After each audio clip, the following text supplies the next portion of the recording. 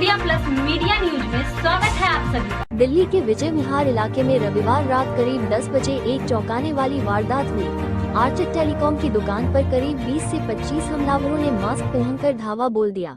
हमलावरों ने इलाके की स्ट्रीट लाइटें बंद कर दी और फिर लाठियों और ईंटों से दुकान पर हमला कर दिया। इस हमले में दुकान को काफी नुकसान हुआ है। प्रत्यक्षदर्शियों के मुताबिक हमलावरों ने करीब 10 मिनट तक दुकान पर हमला किया और फिर अंधेरे में भाग निकले।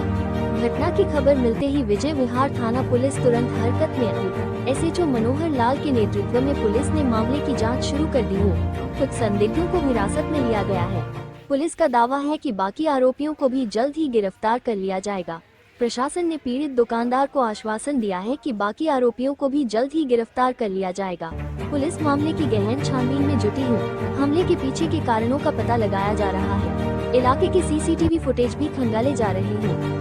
बैठा हुआ था जहाँ पे कस्टमर आए हुए थे मेरे, तो मैं काम कर रहा था। तो उसी टाइम में कुछ समझ में आया कि जैसे कि 20-25 लड़के थे, शायद उससे ज़्यादा भी होगी तादाद, आए थे नहीं।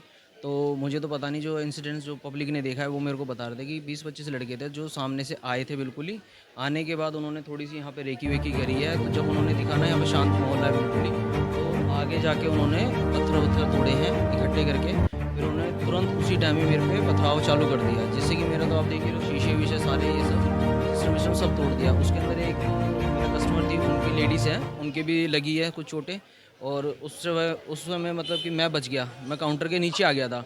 और ये आई थिंक मेरे ख्याल से उसी चीज़ के लिए हुआ है। जैसे कि हम 12 तारीख को अभी गए थे एसएचओ साहब के पास, नए एसएचओ साहब आए थे, तो उनके पास कुछ यहाँ पे गतिविधि थी लड़कों की नई। तो उसके चक्कर में हम गए थे कि सर ऐसे है, तो आपको कुछ राउंड पुलिस वालों पे लगवाया करो। तो उस टाइम 15 अगस्त पड़ गया था, फिर रक्षाबंधन पड़ गया, तो उस चक्कर में वो आ नहीं पाए थे। तो उसी टाइम में अब जैसे एसएचओ साहब को हम फिर से जाना था मिलने के लिए भी, या नहीं आए हो आप, तो कल उन्होंने ये वाला वाक़या करा है मेरे साथ। पूरा मामला कितने बजे का सर? ये तकरीबन 8 साढ़े 8 का। 8 साढ़े 8 कोई पहले भी आपको कोई दुश्मनी इनसे रहेगा? सर मेरे को यहाँ पे 22 साल हो गए रहते हुए। अगर कोई मेरा एक भी कोई केस बता दे किसी से, मतलब मैंने तो तड़ाक भी करी हो तो।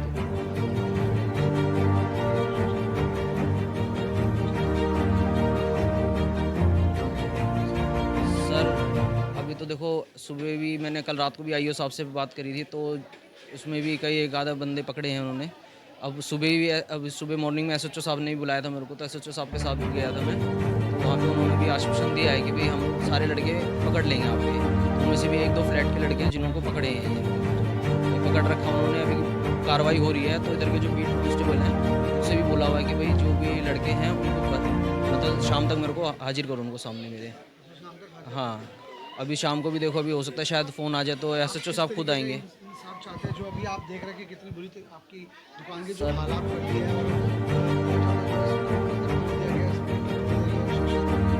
सर मेरे को तो देखो लड़के पकड़ के मेरा तो नुकसान जो है 2-2.5-3 लाख रुपए का मेरा वो करा। तो उसके अंदर मेरे 30-35 हज़ार रुपये मेरा कैश का भी काम है, मनी ट्रांसफ़र का, तो वो भी लिए हैं। तो मेरे को तो वो दिला दो, मेरे को तो कोई दिक्कत ही नहीं है, क्योंकि मेरा तो किसी से कोई ना लड़ाई है ना झगड़ा है। 22 साल हो गए, 22 साल में आप सबसे पूछ सकते हो, किसी के साथ मेरा कोई इंसिडेंस ही नहीं हुआ आज तक कोई सी भी। तो ये इंसिडेंट हुआ एकदम अचानक था सर। अगर एक बात बताओ, हाँ जिस टाइम वो आए थे उस टाइम उन्होंने लाइट भी काट दी थी। तो मतलब कि हाँ, और सारे लड़कों ने जो था मुंह पे मास्क लगा रखे थे कि कोई उनको पहचान भी ना पाए। तो अगर 5 मिनट भी रुकते तो हो सकता था, जिस हिसाब से पब्लिक इकट्ठी हो गई थी ना, तो उनको पकड़ भी लेते। मगर उन्होंने क्या था, भागने के भी तरीके उन्होंने अलग अलग, कोई इधर से भागा, कोई पीछे गली से भागा, कि किसी को उनको पकड़ भी ना पाए।